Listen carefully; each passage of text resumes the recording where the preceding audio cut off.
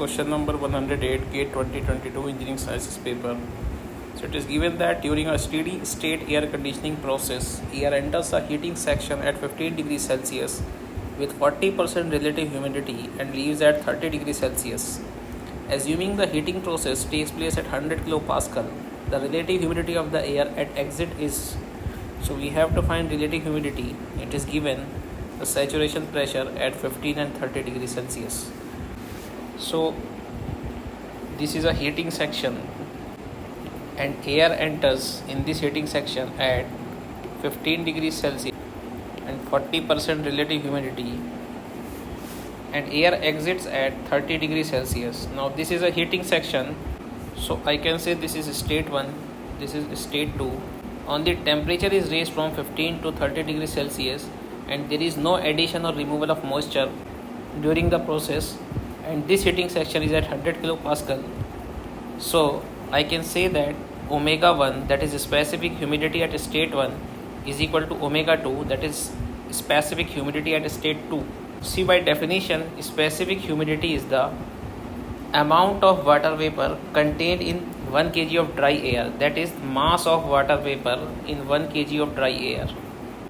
Now relative humidity is mass of water vapor that is contained in air with a given volume and at a given temperature to the maximum amount of water vapor the same air at the same volume and at the same temperature it can hold. So this is the ratio. Now suppose at 25 degrees Celsius amount of water vapor in the air is 10 gram per kg of DA. This is just an example. So at 25 degrees Celsius the maximum amount of water vapor this air can hold is 25 gram per kg of dry air. So this is MVS, this is MV, and ratio of these two is the relative humidity. Now if I increase this temperature, so nothing will happen to this MV, that is the amount of water vapor will not change, but the denominator, that is the maximum amount of water vapor that air can hold, will increase because this depends on temperature. Similarly, if I decrease this temperature, then this will decrease and this mass of water vapor will remain unaffected. So this process, such type of process are known as sensible heating process. So omega 1 is equal to omega 2 means if I write this as 0.622 into PV1 at PV2, and this is 0.622 into PV2, and this is PA2, this is PA1. Now the partial pressure of air in both the cases will remain same, so this gets cancelled, so I will be getting PV1 is equal to PV2.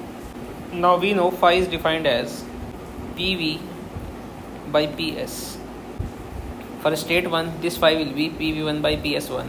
Now PS1 will be the saturation temperature corresponding to the temperature at state 1. So the at state 1 temperature is 15 degrees Celsius. PS1 will be saturation pressure at 15 degrees Celsius, which is 1.7057 kilopascal.